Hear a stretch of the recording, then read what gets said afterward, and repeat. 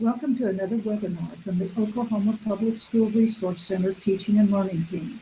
My name is Jean Potter, and I will be your host for the afternoon. Our focus today is on tools that you can use in your social studies classroom.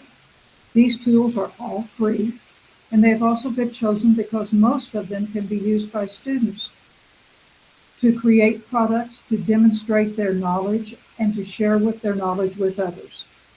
I've not taught social studies, but I have it on good authority that these tools can be very useful in a social studies classroom.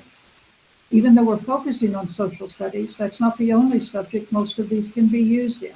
In fact, you'll notice that one of the products today is actually on science history. So be sure to share with your colleagues if you see something you think they will be able to use. Give me a couple minutes now so that I can switch over to screen share and we'll get started. I'm a very visual person at times, and I really like to see how things fit together. That's probably why I like timelines and maps. So let's start with those. The first tool I'm going to talk about is timeline.nightlab.com. This is a very easy tool to use to create a timeline because the information is added simply to a Google Sheet and then published to the web to create the timeline. Instructions are found on the website, but basically you download the sheet template, input your dates, titles, and media, and then publish to the web. So again, the website is timeline.nightlab.com, and let me go to one that I created the other day. It took me just a few minutes to do it. And I just swipe to navigate. So mine happens to be on the development of the atomic theory. What I did was put in the dates and put in a picture and some text about Democritus, John Dalton, J.J. Thomson, Ernest Rutherford, who decided about the nucleus, found the nucleus, or just talked about the nucleus. Niels Bohr, Erwin Schrödinger, James Chadwick, and then finally multiple contributors. For each of those, I just simply added the links to it. I can even add, as you can see here, I can add in videos and play those on the timeline also. By the way, that's a very cool video. A couple of things that I did notice. BC dates must be put in as negative numbers. You can't put 270 BC, you put negative 270. And there's no way to use present on the timeline if you were doing something like I was doing here that was from 1935 to the present. I had to put the date in. That's nightlab.timeline.com. Let's look at some maps now. Did I mention I like maps? Even the traditional printed paper maps? But how much more interesting to make the maps interactive? There are a number of possibilities. Let's look at a couple.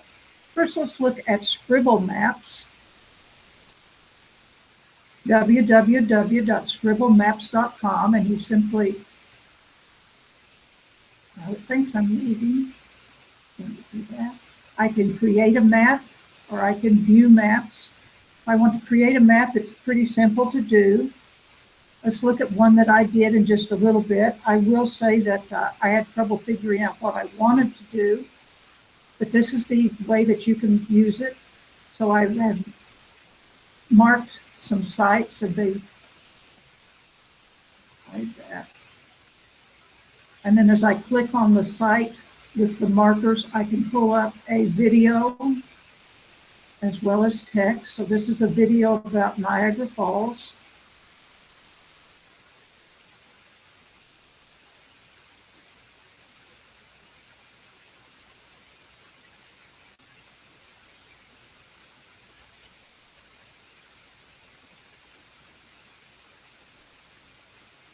Okay, I did one, there's one down here for the Everglades. So what I did was put the mark on there.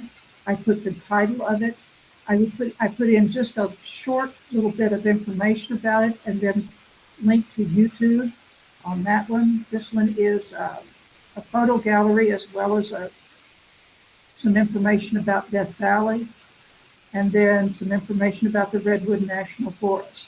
The cool thing about scribble maps is once the maps are created, I can use markers to draw lines to draw attention to something, but then I can very quickly erase it. So I can draw attention to things and then very easily get rid of it so that I don't keep that for the posterity. I would just do like, excuse me, as I was doing the presentation. What I really like about scribble maps also is that you have a variety of different maps.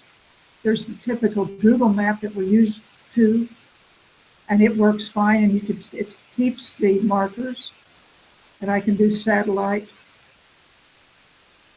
or terrain or a hybrid. But I really like the way the ESRI looks, so I went with it.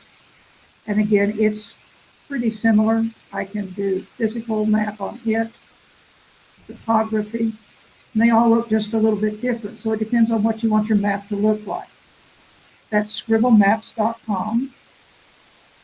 Most of us are very familiar with Google Maps. We use it on a regular basis, but did you know that you can create your own Google map? Students can create a map of their neighborhood and calculate the distance to various points on the map, or they can mark landmarks throughout the city, state, country, or even the world. To get to this, you go to mymaps.google.com, or you can go using this link, which is www.google.com/maps, and that takes me to mine. Let me show you one that I have done.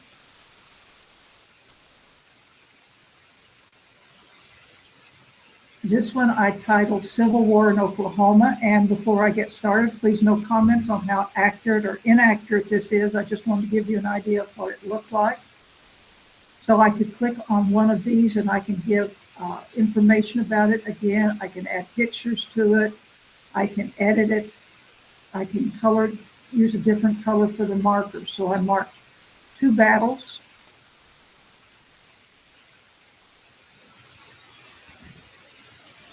Round Mountain Battleground, and then one over by Locust Grove.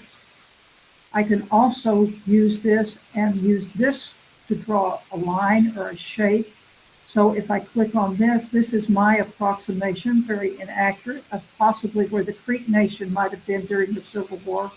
And this one would be the Cherokee Nation. Again, please no comments on the accuracy.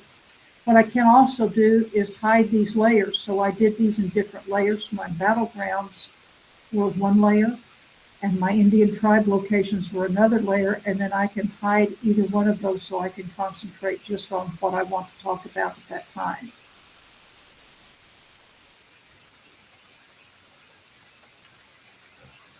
Switching gears a little bit, are you looking for ways to encourage students to focus on current events and news items? Do you have readers who sometimes struggle with reading articles? Or would it be nice to have a place where students can share their comments or reflections? Check out Tween Tribune and Newsella. Smithsonian's Tween Tribune, which is very difficult for me to say, allows you to search for articles based on grade level or by lexile level. There are also resources. If I go to the teacher resources page,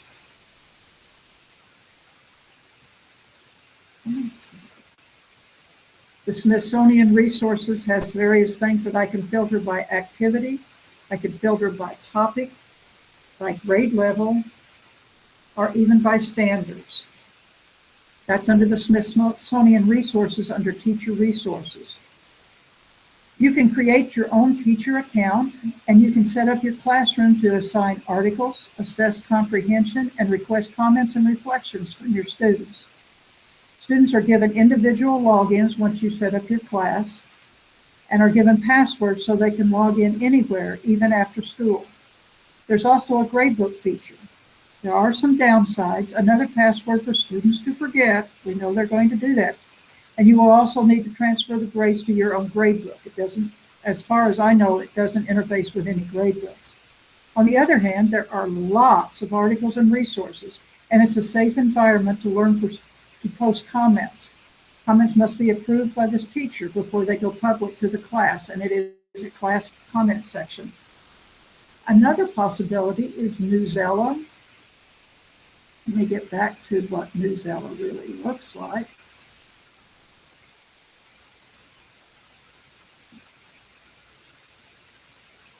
So I go to assign.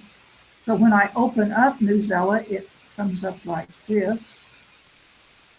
And as you can see, there are a wide variety of articles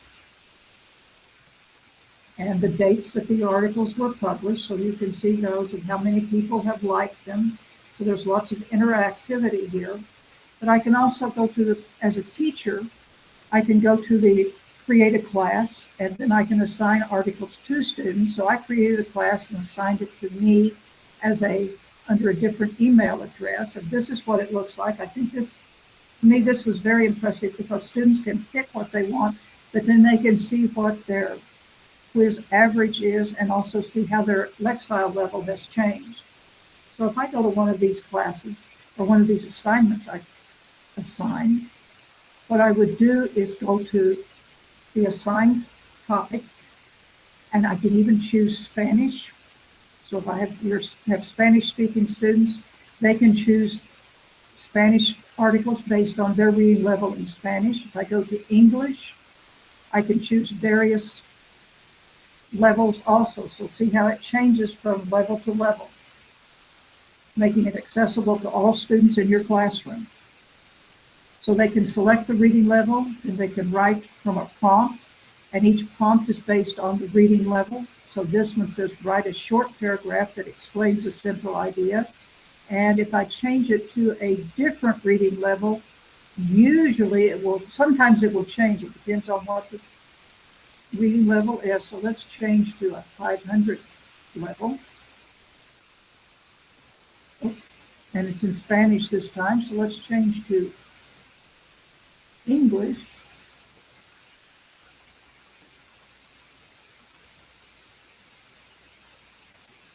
Now it's good. So I'm in English. I'm going to change to 450. I've saved it in English that time. So now let's look at it.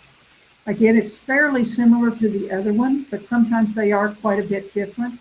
And the other thing that's possible is I can take a quiz also. So if I go down here, I can submit my response here, or I can take the quiz.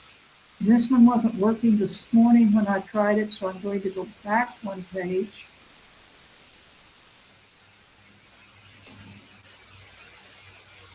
And choose the quiz here. And now it shows the quiz.